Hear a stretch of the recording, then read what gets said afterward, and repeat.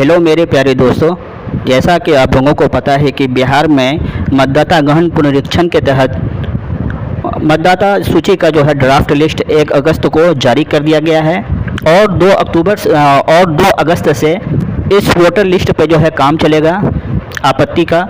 यानी जिन लोगों के डिटेल्स में कोई मिस्टेक्स हैं या किसी का नाम किसी वजह से जो है छट गया है वोटर लिस्ट से, तो उसको जोड़ने का जो है मौका दिया गया है। आप ये काम जो है 2 अगस्त से लेकर 1 सितंबर तक अपने बीएलओ के ज़रिए कर सकते हैं।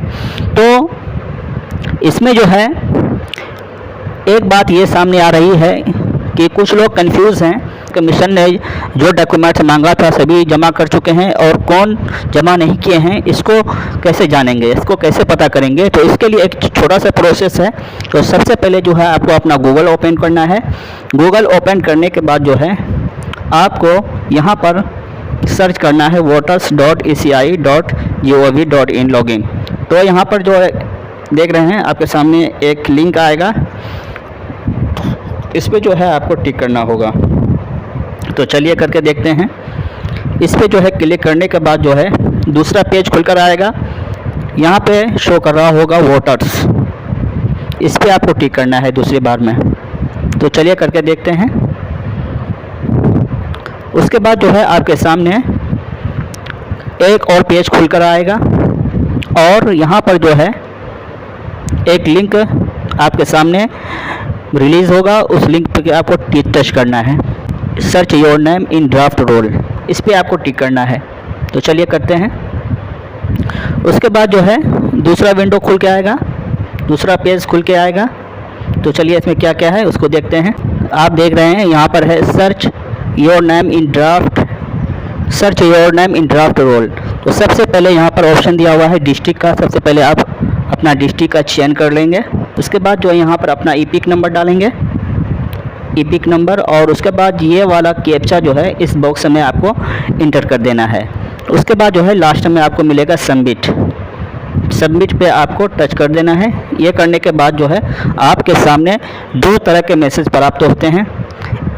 एक मैसेज में होता है कि आपको कोई डॉक्यूमेंट्स अब देने की कोई ज़रूरत नहीं है, आपके सारे डॉक्यूमेंट्स अपलोड कर दिए गए हैं। और दूसरा मैसेज प्राप्त होगा आपको जिसमें जो है आपको अपने बीएलओ को डॉक्यूमेंट्स देना है। तो किनको कौन सा डॉक्यूमेंट देना है, किनको नहीं देना है, तो उस मैसेज को देखते हैं। ये सब सारा डिटेल इंटर करने के बाद जो है आपके सामने 2 तरह के मैसेज आएंगे। चलिए उसको देखते हैं।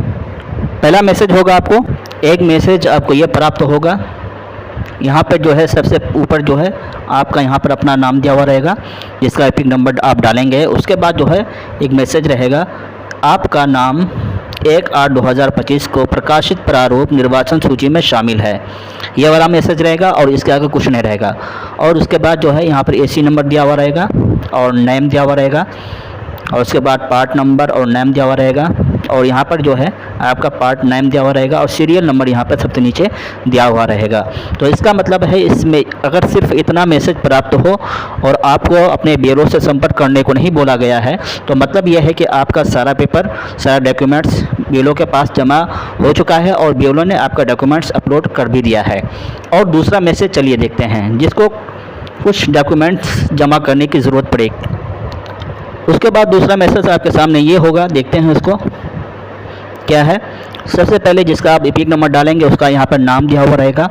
उसके बाद जो है यहाँ पर जो है एक मैसेज रहेगा, आपका नाम 1/8/2025 के प्रकाशित प्रारूप निर्वाचन सूची में शामिल है, कृपया अपने दस्तावेज जमा करने के लिए अपने बीएलओ से संपर्क करें। यहाँ पर आपको बीएलओ का नाम दिया हुआ रहेगा जिस बीएलओ के पास आपका नाम है, और इसके बाद सबसे नीचे जो है आपका मोबाइल नंबर, उसके नीचे जो है आपका मोबाइल नंबर दिया हुआ रहेगा। उसी तरह यहाँ पर एसी नंबर और नाम दिया हुआ रहेगा। उसके बाद पार्ट नंबर और नाम दिया हुआ रहेगा। उसके बाद सबसे नीचे जो है सीरियल नंबर दिया हुआ रहेगा। यहाँ पर जो है आपको एक मैसेज आ रहा है कि आप जो है अपना दस्तावेज जमा करने के लिए बीएलओ से संपर्क करें। तो इसका मतलब ये है कि आपको उन 11 डॉक्यूमेंट्स में कोई एक डॉक्यूमेंट्स जमा करना है अपने बीएलओ के पास जो कि जमा नहीं हुआ है। अगर आपने जमा कर भी दिया है तो आपके बीएलओ ने उसको अपलोड नहीं किया है। तो जितनी जल्दी हो सके तो इस नंबर पर दिया हुआ रहेगा, इस नंबर पर जो है संपर्क करके या खुद से बीएलओ से मिलकर जो है अपना डॉक्यूमेंट अपलोड करवा लें। इसमें जो है कोताही ना करें। ऐसा ना हो कि कि इसकी वजह से आपका जो है नाम फाइनल मतदाता सूची में दर्ज ना किया जाए और आपका नाम छट जाए। तो इस पे जो है आपको ख़ास ध्यान देना है। अगर इस तरह का आपको मैसेज प्राप्त होता है स्टेटस में तो आप ज़रूर अपने ब्यूरो से संपर्क करें। और पहला वाला जो है अगर स्टेटस आता है जिसमें जो है सिर्फ जो है आपको इतना सा जो है मैसेज रहता है, तो इसका मतलब ये है कि आपको कोई पेपर जमा करने की ज़रूरत नहीं है। आज के इस वीडियो में बस इतना ही। फिर मिलते हैं अगले वीडियो में, तब तक के लिए बहुत बहुत शुक्रिया। अगर आपको ये वीडियो अच्छा लगा है तो कमेंट बॉक्स में ज़रूर बताएं और अपने दोस्तों से शेयर ज़रूर करें। शुक्रिया।